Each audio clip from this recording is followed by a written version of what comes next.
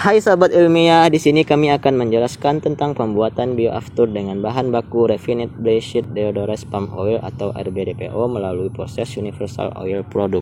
Sebelumnya, kami akan memperkenalkan anggota kelompok kami yaitu Ulfatun Nisa, Nisa Mufidatul Ummah, Muhammad Arif, Erwan Benat, dan Romario Vario.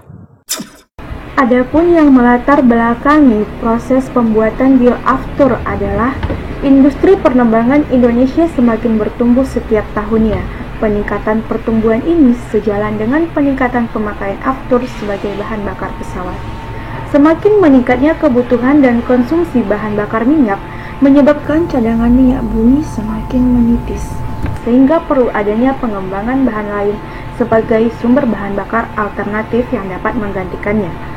Salah satu produk energi alternatif yang ramah lingkungan dan dapat diperbarui adalah biofuel atau bioaftur. Indonesia memiliki sumber bahan baku bioaftur yang berasal dari CPO. CPO dipilih karena harganya yang murah. Indonesia merupakan produsen sawit terbesar di dunia dengan luas lebih kurang 8,4 juta hektar dan dengan produksi CPO mencapai lebih kurang 23,52 juta ton pada tahun 2011. Saat ini sebanyak 50% produksi minyak sawit diekspor dalam bentuk CPO. Adapun kondisi operasi dan produk yang dihasilkan dapat dilihat pada tabel berikut.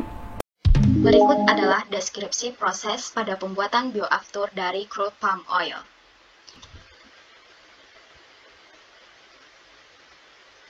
Ini adalah proses yang akan kita lalui. Ada 3 tahap, yaitu yang pertama adalah persiapan bahan baku, yang kedua tahap reaksi, dan yang ketiga adalah tahap pemurnian produk. Tahap pertama, yaitu tahap persiapan bahan baku.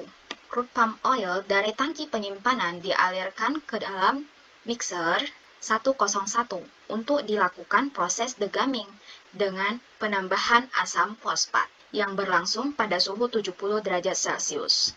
Kemudian diteruskan ke dalam mixer M102 untuk menambahkan bleaching earth yang dialirkan melalui gudang 101.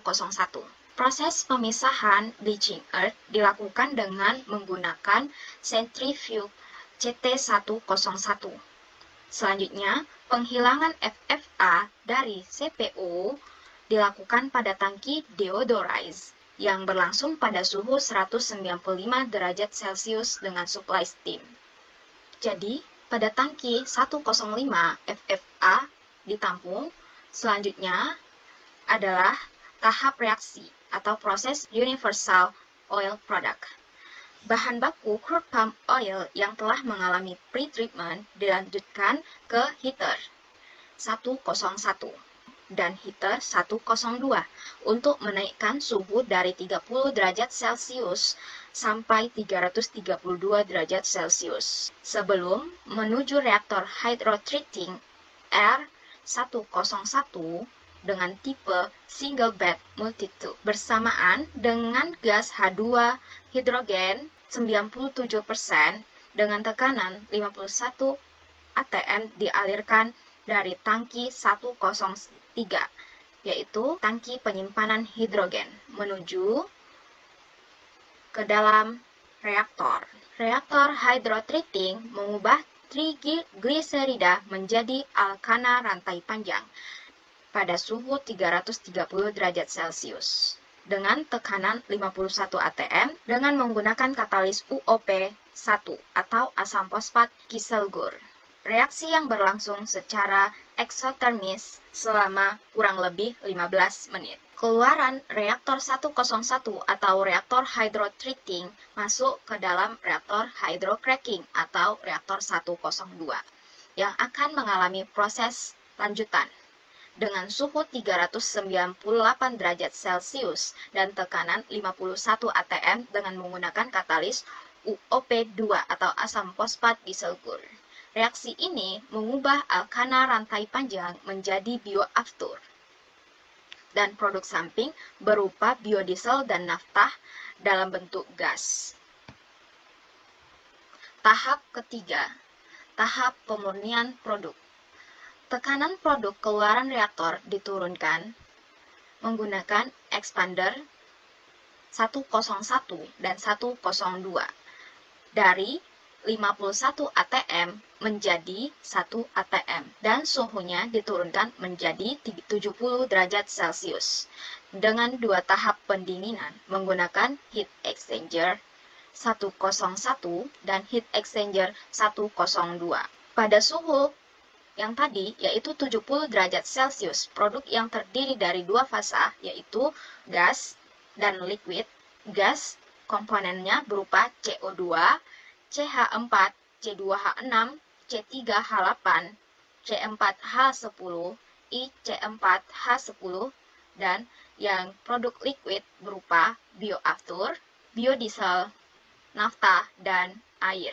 Diumpankan ke dalam knockout drum untuk memisahkan komponen gas dan cair. Komponen gas akan dijual ke pihak ketiga. Komponen cair diteruskan ke dalam kolom destilasi. Untuk memisahkan nafta dan air dengan biodiesel dan bioaftur berlangsung pada suhu 110 derajat Celcius. Produk atas yang berupa nafta dan air kemudian didinginkan hingga 95 derajat Celcius dan diteruskan ke dalam KO102 untuk memisahkan nafta dan air. Nafta dikondensasikan dengan kondensor C101 dan didinginkan dengan cooler 102 untuk kemudian didinginkan hingga suhu 95 derajat Celcius dan diteruskan ke dalam KO drum untuk memisahkan antara nafta dan air.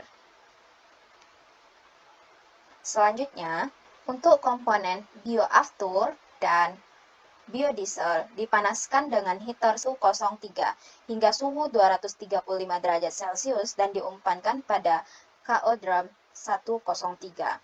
Bioaftur menjadi produk atas dan dikondensasikan dengan kondensor 102 dan didinginkan menggunakan cooler 103 untuk disimpan pada tangki penyimpanan T107. Selanjutnya, produk bawah berupa biodiesel didinginkan pada suhu 30 derajat Celcius menggunakan cooler 101 dan cooler 104 dan disimpan pada tangki 108.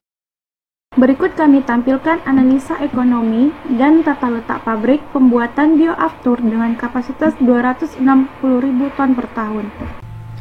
Kesimpulan pada pembuatan bioaftur dengan kapasitas 260.000 ton per tahun menjadi solusi untuk masalah ketersediaan energi dan mengurangi emisi gas buang serta renewable dan sangat ramah lingkungan. Sekian yang dapat kami paparkan, kami ucapkan terima kasih.